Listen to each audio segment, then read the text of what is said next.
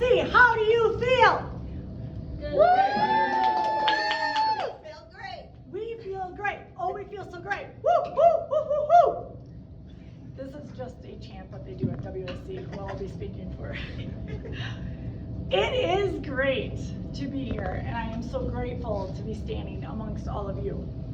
But I'll be honest, I'm a little nervous. I'm a little scared too. I can feel my heart pounding. I can feel my thoughts racing a bit. My stomach is a little uneasy, and I'm starting to sweat. But isn't that how most great things begin? Isn't that how most great things happen in life? We do them scared. We do them nervous. We do them sometimes uncomfortably because in order to do anything that is new for the first time, we have to go through those feelings. We have to be courageous enough to start to do it for the first time. Then maybe we feel better. Maybe we get to great. The beautiful thing is that when we know it's for a greater good or for a greater version of ourselves, we can move beyond the feeling of fear and doubt and do it anyway. Doubt doesn't have to mean don't. Sometimes we are just going to have to doubt our doubts and dive right in and see what happens, even when it doesn't feel great. Now, as you listened to Leroy Butler yesterday, he was a savant of football. He was one of the greatest Green Bay Packers of all times. He shared his story with you about what got him here to Green Bay, to the Packers, and to be with all of you. Today, I'm going to share my story. Buckle up, it may be a bumpy ride. I remember being in your seat 30 years ago. I was listening to my first keynote speaker as I was in student council, just like all of you. I was a 7th grader. Here I am.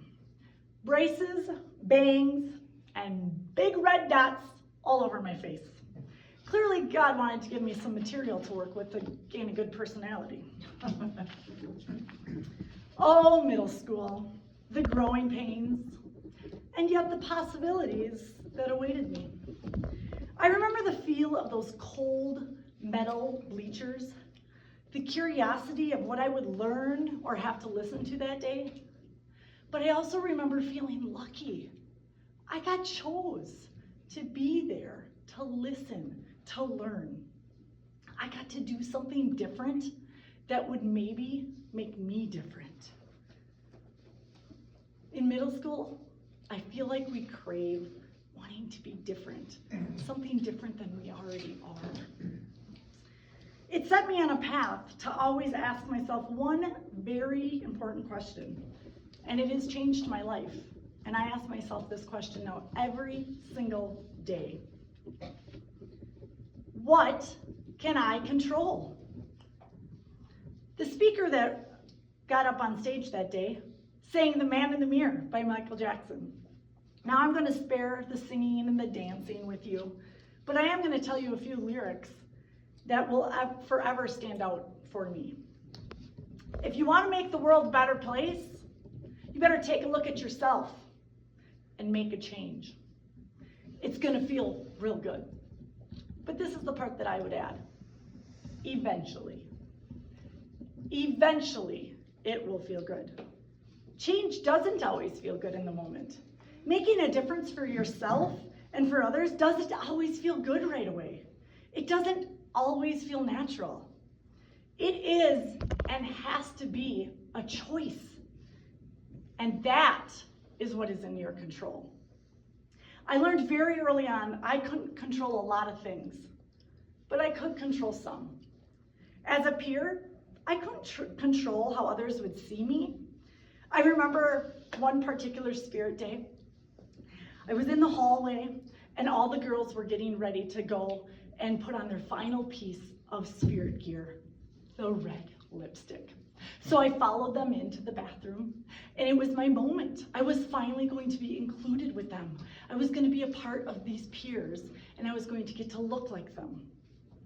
So I put on that red lipstick, so eager and excited, only to be crushed seconds later because another girl who was just as eager to put on that lipstick declined as she saw me use it. Apparently those big red dots weren't invited to that big red spirit day, and now somehow seen as contagious.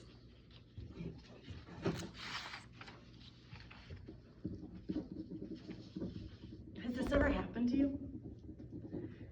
You grew excited, and within seconds, pop, red balloon, deflated.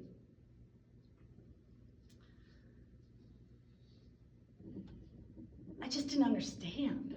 How could people be so mean? Why didn't she see the real me? Why am I even letting her opinion matter? Do I even know what I think of myself? Well, what could I control? I may not have been able to control the red bumps on my face or how this particular peer responded to me, but I did learn that I could now control how I would walk out of that bathroom. Head up. Heart hurt, yes, but head up.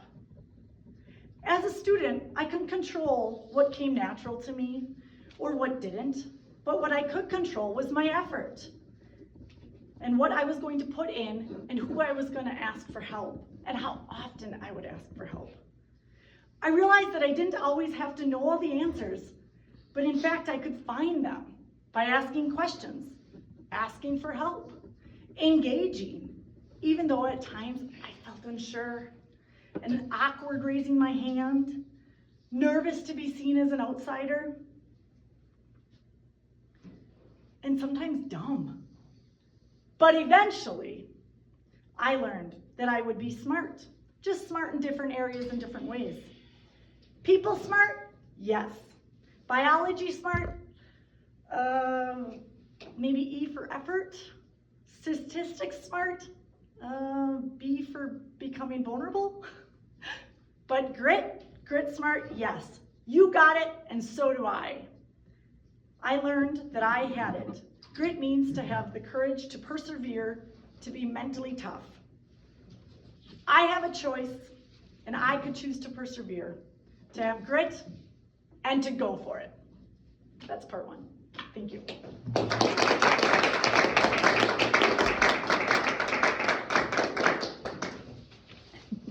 She's ready. Very good. Very good. Excellent speech. Timer, we get 90 seconds for a written evaluation.